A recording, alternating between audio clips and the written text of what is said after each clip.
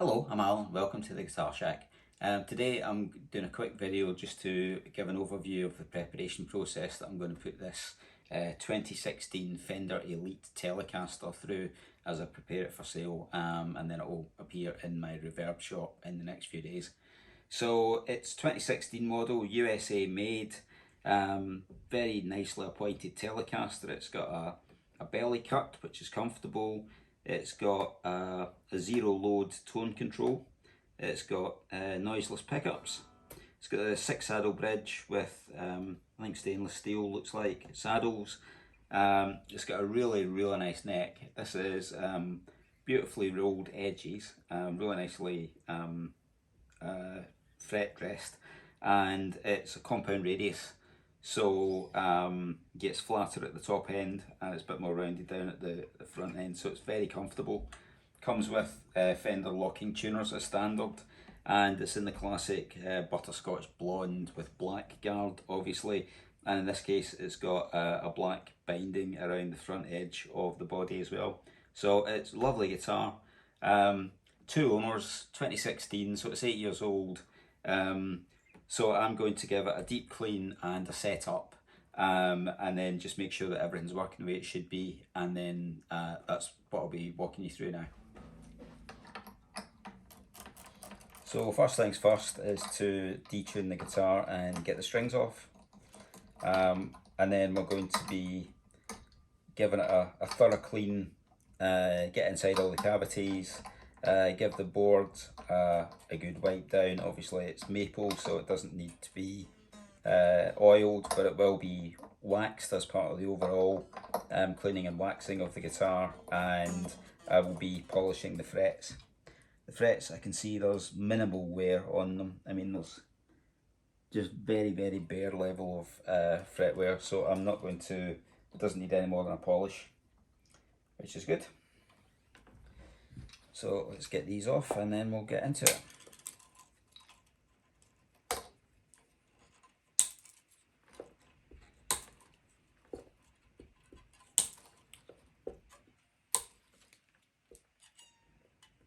All my guitars come fully cleaned, fully sanitized, new set of strings and fully set up.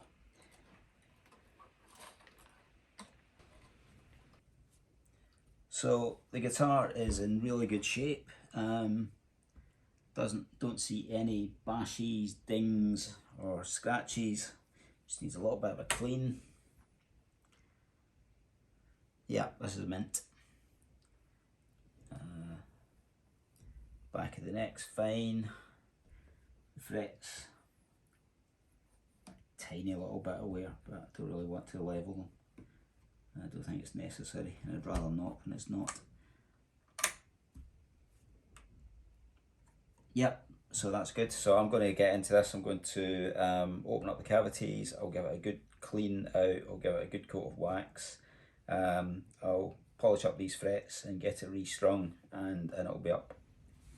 So view inside the control cavity. So we've got standard Fender colour-coded wiring, plastic wiring, small capacitor because it's all about quality and it's not about showing off. We've got a bit of dust in the control cavity there that will clean out. All looks unmolested. We've got the S1 switch there, which gives you series and parallel options and something else that I can't remember, but I will find out. And then we've got a standard 3-way Telecaster switch there. So that's all good. So look inside the neck pickup. So barcodes, routed for humbucker and for a Nashville center pickup, although I don't imagine anybody's going to be adding either of those to this, but all looks neat, and noiseless pickup.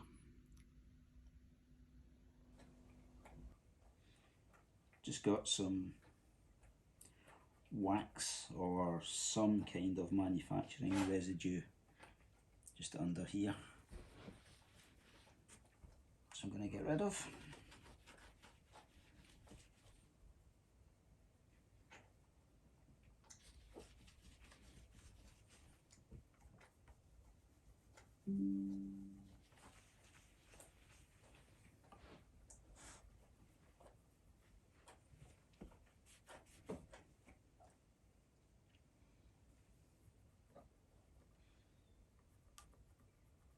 maybe some kind of protective wax or something that was applied during the manufacturing process. I haven't seen that before under a tele pick guard, but who knows.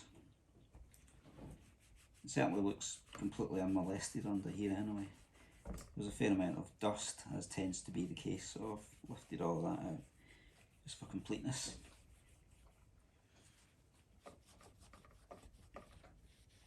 It could have just been some form of wax put in for the drilling process or to ease the screws in, which is what I would always do when I'm starting screws in a new body. Okay, so that's clean. So I'll just get some wax on there and zip it all back up again.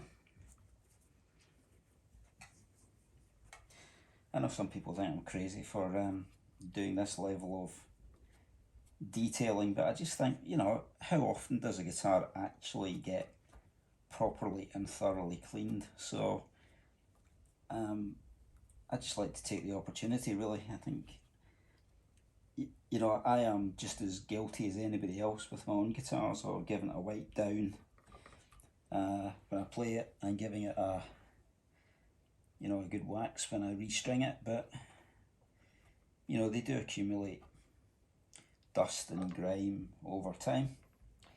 I just think it's nice if we're going to go to a new owner to be starting off from a kind of factory fresh finish as far as possible. And as I say, I've wiped away all the little bits that just build up around the edges of the pick guard and all those kind of areas where, you know, you just don't have access to them in the general scheme of things. It's nobody's fault, but it's just a good opportunity to give it a bit of a clean. The other reason I like to do it is just to make sure that actually inside the guitar is what should be inside the guitar, and that the pickups are what they should be, and that you know, it hasn't been rewired, or if it has been rewired, I mean, sometimes you get a pleasant surprise as well. So it wouldn't be the first time I've got into a guitar and found that the pickups are actually a lot better than the original spec, for example. That's quite common, particularly in tellies, although I guess not the high-end ones like this.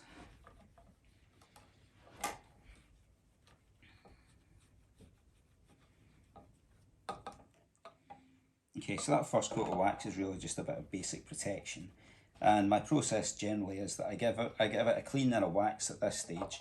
I then give it a complete wax when it's then put back together after I've set it up, and then I give it a final wipe down and coat of wax before I dispatch it to the customer. And that way I know that they all get the same treatment and that they're all to the same spec. Quite a lot of wires in here, so I just want to make sure that I don't trap any of them. Yep, that's where it should be.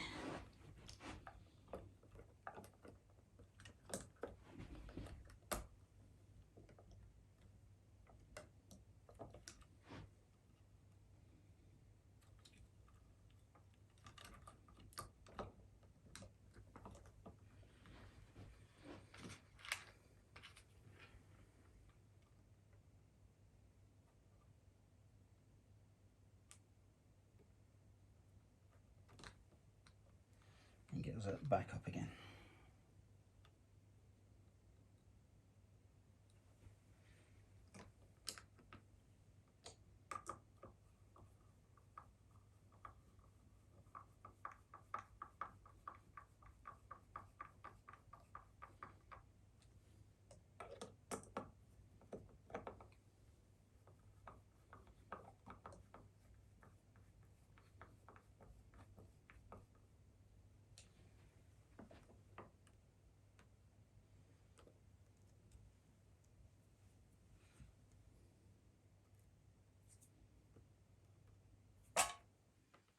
So still got bits of pickguard material, or pickguard protection material in here, so I'm just gonna give those a bit of a wipe out.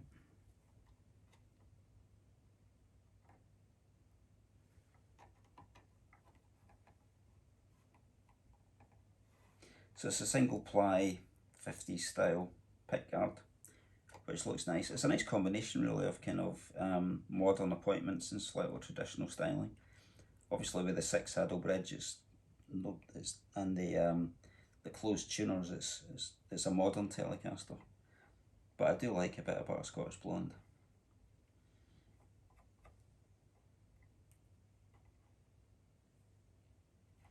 And the binding on the body is a very nice touch. I haven't seen that before on a butterscotch. I have it on bursts on a 62 custom replica that I built, and also it always looks nice on candy apple red. Right, so let's get this zipped up and then I'll take a look at the bridge.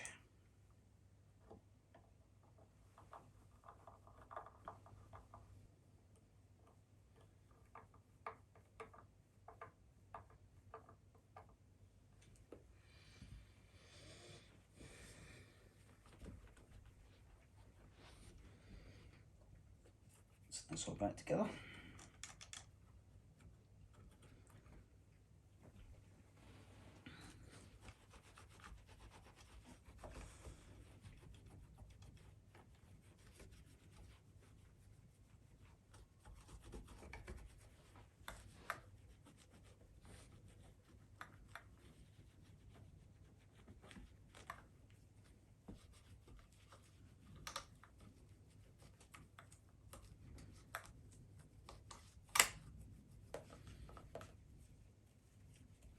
Now, when I played this earlier and checked the setup, the neck setup's good, but the intonation was miles out, which I don't fully understand on a guitar of this kind of value. I mean, I am assuming it has been through some techs before, but since I'm going to be doing the intonation anyway, I'm going to take these off and I'm going to get in and clean under the saddles, because that's another area which always attracts dirt and crap and never actually gets properly cleaned.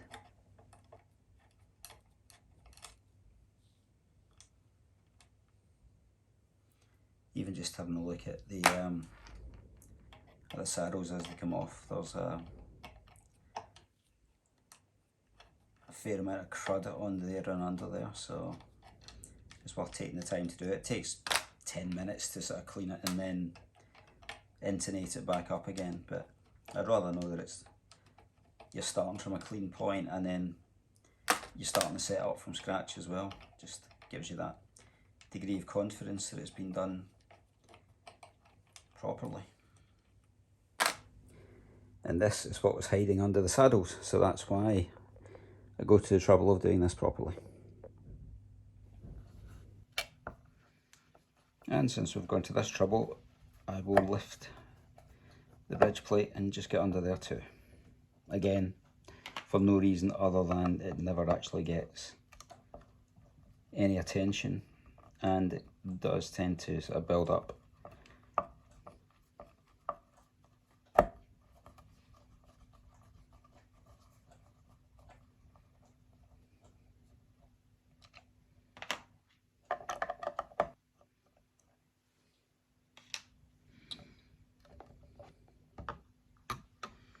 So we've got a bit of build up in there.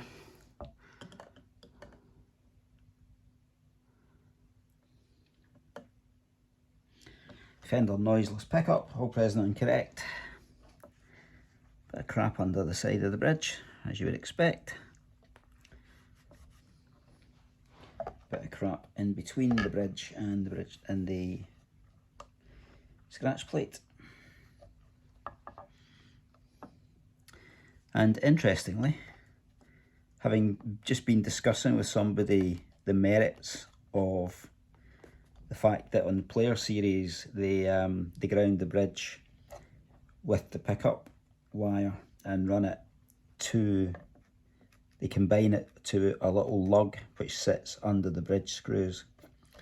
With these ones, which does predate Player series, so that might be more modern, but this one's still got a traditional separate ground wire to under the bridge, which, you know, is absolutely rock solid way to do it. It's been working for us for many years, why wouldn't you?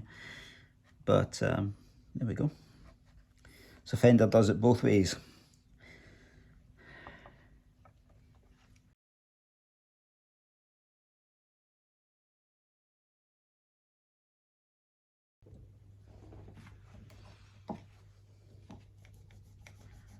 So I've given these frets a good look over. So they have been spot levelled in the past. I can see where somebody has levelled parts of frets, and I think there is a little bit of wear, but it's more marks than wear really since then. So I decided that I wasn't going to level and that it's just not necessary. Certainly you can't feel anything when you play it. And of course, if you actually level, then you are reducing the life of the frets every time you do that, because you're taking a bit more material out. So on this occasion, I'm going to give it a good polish up with my trusty fret erasers, which will get it to a nice mirror-like finish, take off any crap. And because the frets are good in the first place, I'm starting with fairly high grit. I'm up at 1000. I don't need to be more invasive than that. And these will be nice and silky for the new owner.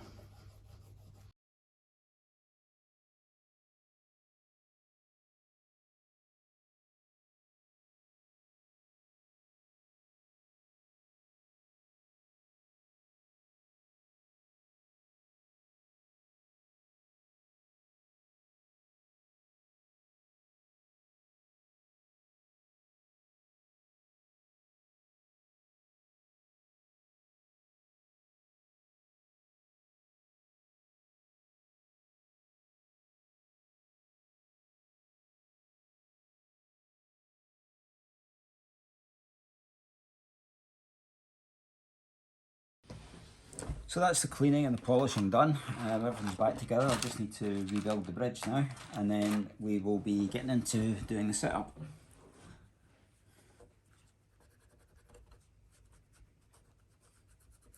You always see a little bit that you've missed. I don't want to miss bits that are going to be under the strings. There you go.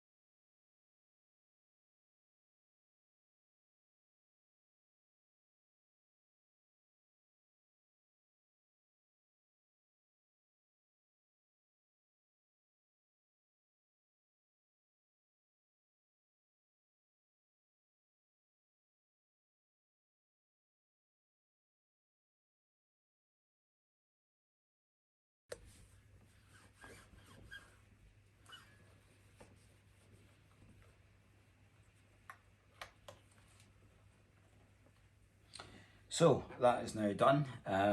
Full clean, deep clean, polish, polished up the frets, new strings and set up and ready to go. So I'm just going to play it for an hour or so, and then if I'm happy with the setup at that point, I will give it another coat of wax and then put it away in its case, and it'll be going on Reverb very soon. Hope you find that interesting. If you're interested in this guitar, either obviously buy it through Reverb. If you're not looking at it through Reverb and you find it through my YouTube channel or my website, then by all means drop me a line directly. And thanks very much for watching.